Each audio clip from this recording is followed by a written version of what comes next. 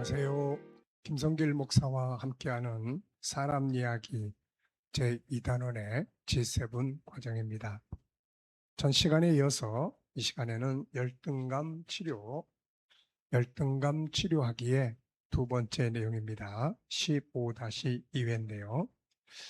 자, 열등감이라는 것은 우리가 이미 살펴본 것처럼 누구나 다 가지고 있는 마음의 아픔이죠.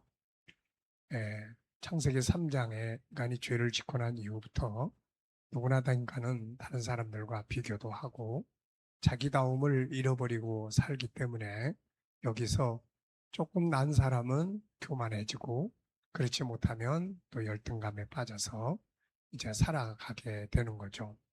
근데 이제 문제는 이게 얼마나 이제 심하냐 덜 심하냐의 차이점 뿐입니다. 우리가 피검사해서 우리 몸의 내부 그런 장기의 구조에 대해서 이렇게 평가할 때 피의 농도에 대한 지수가 있죠. 지수. 그래서 간의 수치가 뭐 어느 정도다. 그 기준은 이 정도인데 이게 너무 높다. 그러면은 또 약을 통해서 치료하기도 하고 수치를 낮추기도 하고 그렇죠. 심리적인 문제도 똑같습니다. 뭐 나만 특별히 이런 병을 가지고 있나 이렇게 생각하실 필요 없어요.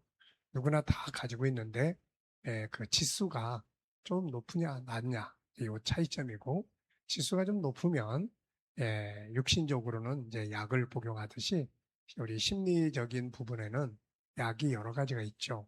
이게 좀 심하면 그런 그 정신과 약도 필요할 때가 있고요.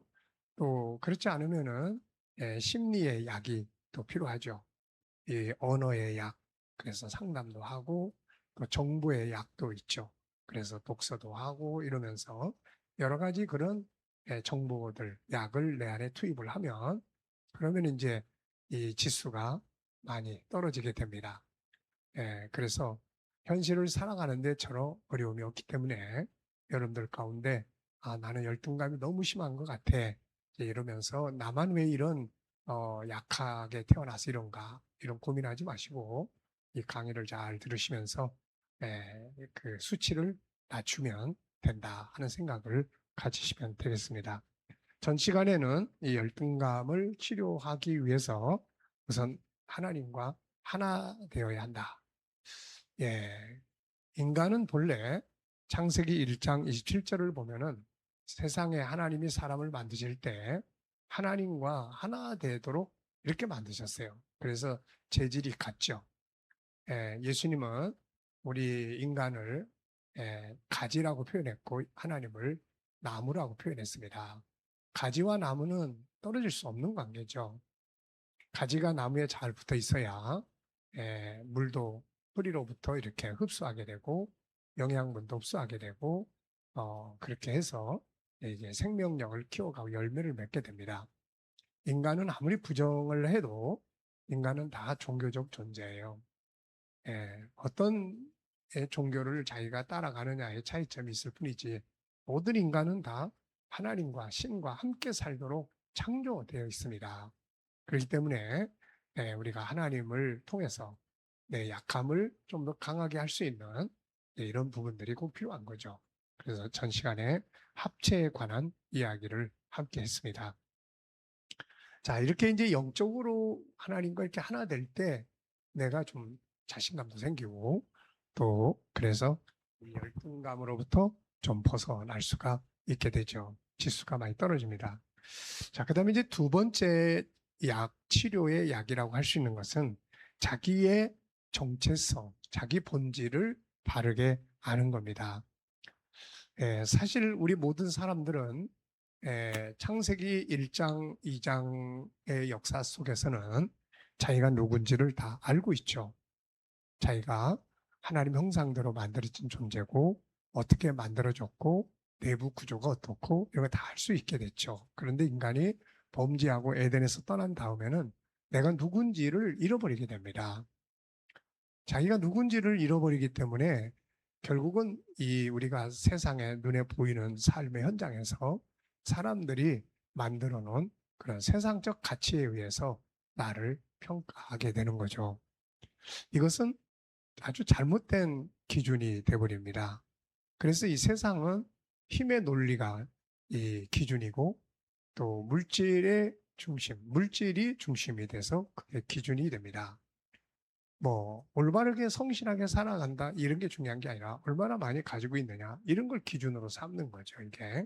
그러다 보니까 이 기준을 통해서 자기를 보면은 우리 모든 인간은 둘 중에 하나로 가게 돼 있어요.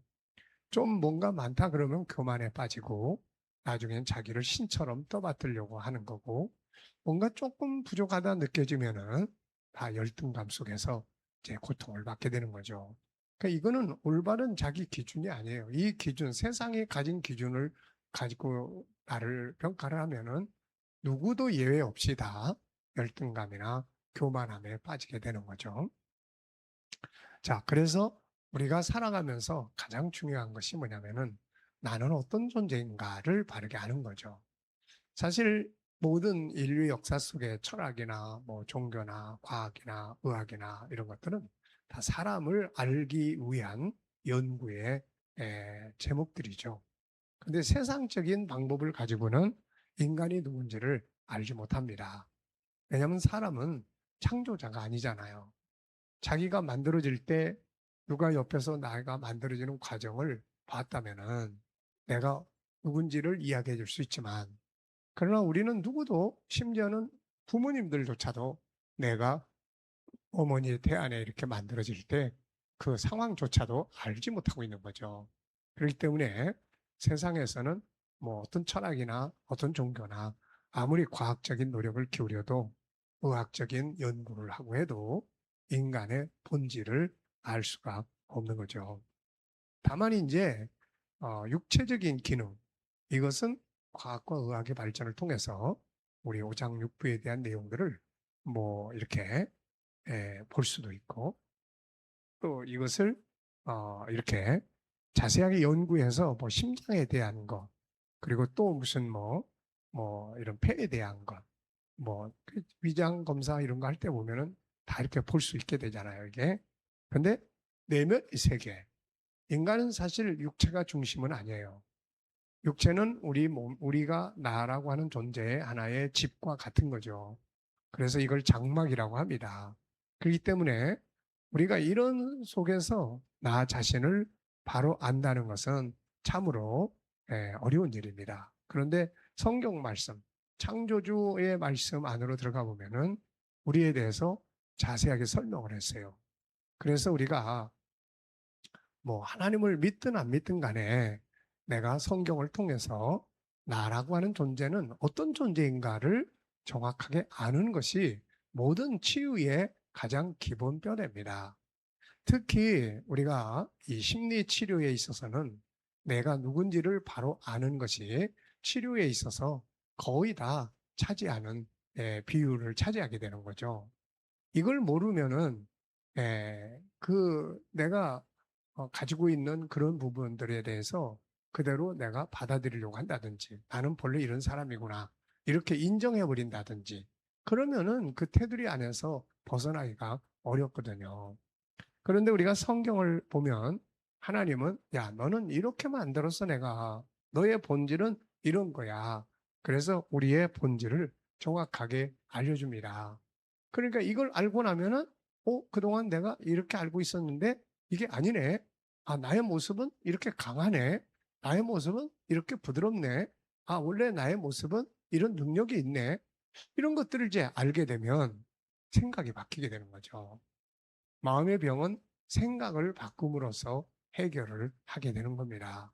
자, 그래서 우리가, 제가 항상 이 심리 질병에 대해서 다룰 때 본질적 원인 참 많이 이야기하잖아요. 그리고 본질적 자기 정체성. 정체성이라는 것은 현실적으로 내가 뭐 남편이냐, 아내냐, 아버지냐, 자녀냐, 이런 현실적 정체성도 있고요. 그리고 본질적으로 나는 누구며 어디서 왔으며 나는 어떤 존재인가를 이야기해주는 이 정체성이 있습니다. 이것을 본질적 정체성이라고 이야기를 하죠. 그래서 우리는 항상 이 본질적인 자기 정체성을 바르게 아는 것이 심리 치료에 있어서는 아주 중요한 기본 틀이다 하는 것을 우리가 꼭 기억을 해야 되겠습니다. 자, 이 시간 벌써 시간이 다 갔으니까요. 자기 정체성을 알아야 된다. 이 서론적 이야기를 좀 드렸고요. 자기 정체성에 대한 이야기 다음 시간 또 계속하겠습니다. 감사합니다.